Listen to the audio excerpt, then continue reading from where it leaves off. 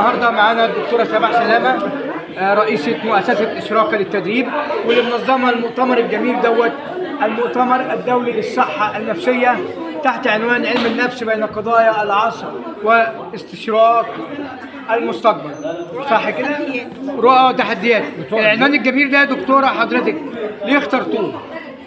بالنسبة أولا المؤتمر النهاردة النسخة السادسة. كل سنة عندنا مؤتمر في موضوع مختلف. السنة دي قررنا إن احنا نتكلم عن علم النفس ورؤى وتحديات واستشراق المستقبل. حضرتك طبعا شايف دلوقتي الميتافيرس والذكاء الاصطناعي وكل المستجدات اللي بتطلع دي ليها اثر خطير جدا على الاسره وعلى الاولاد وعلى التربيه وعلى الفرد وعلى المجتمع بشكل كلي. كان فيه ضروره ملحه لوجود المؤتمر دوت علشان خاطر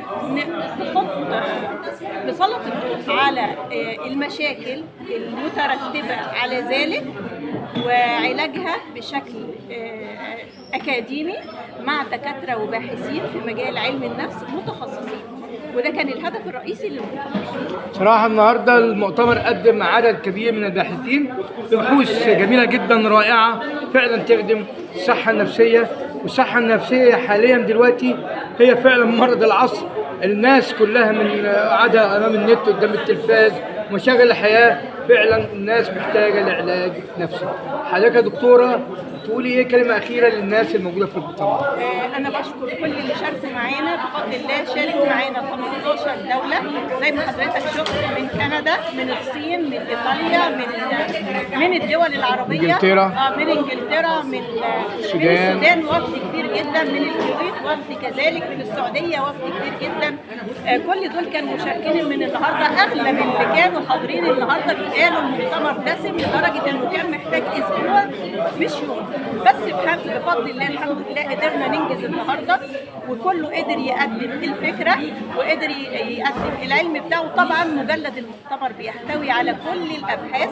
المجلد عباره عن 850 ورقه، بيشمل 23 بحث لافضل الباحثين في الوطن العربي وفي كندا وفي اوروبا وفي انجلترا. وده شرف لينا وشرف لاكاديميه اشراقه ان احنا نكون الجهه المنظمه لمؤتمر قوي زي ده. احنا سمعنا ان حضرتك عامله كتاب ونزل في معرض الكتاب، اسمه ايه الكتاب يا فندم؟ بفضل الله نزل كتاب 3 سبعات في التربيه. بالنسبه للكتاب انا يعني زي ما بيقولوا الحاجة أم الاختراع. وقت ما كانوا أولادي صغيرين كنت بدور على علاج لبعض المشاكل اللي بتقابلني، كنت بلاقي التربوية بتتكلم بشكل أكاديمي نظري. كنت محتاجة حاجة تكلمني بشكل عملي كأم بسيطة. من هنا جت فكرة الكتاب. عملت 3 سبعات في التربية، قسمت المرحلة التربوية ل3 مراحل. أول 7 سنين لعب، تاني 7 سنين تهذيب، تالت 7 سنين مصاحبة. ليه؟ أول 7 سنين الطفل بيتربى بالقدوة. الطفل بيشوفك بتصلي بيصلي، بيشوفك بتكذب بيكذب. إذا القدوة السلبية أو الإيجابية ليها أثر ودور كبير جدا في التربية. تمام؟ دي كده أول 7 سنين. إحنا ربنا بالقدوة وانتهجنا منهج النبي، الطفل هيطلع سليم.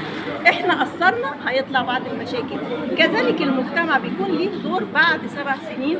طبعا البرمجة والنت والموبايلات والحاجات دي كلها ليها أثر على التربية. فبنيجي بقى ال7 التانيين نبتدي نكون.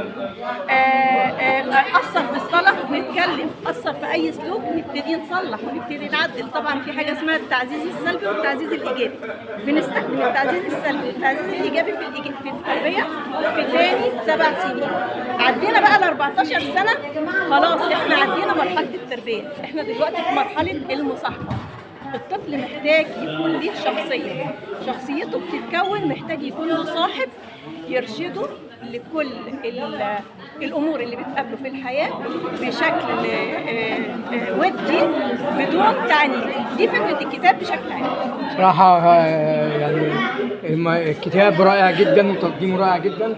في نهاية اللقاء بنشكر الدكتورة سماح سلامة منظمة المؤتمر السادس أو النسخة السادسة مؤتمر الصحة النفسية، وإن شاء الله لنا لقاء مع حضرتك تاني. كان معكم دكتور مجدي الناظر جريده بوابه عاجل مصر وراديو صوت الجيل، وانا القاء حضرتك ان شاء الله قريبا. شكرا. عايزين كلمه ثانيه؟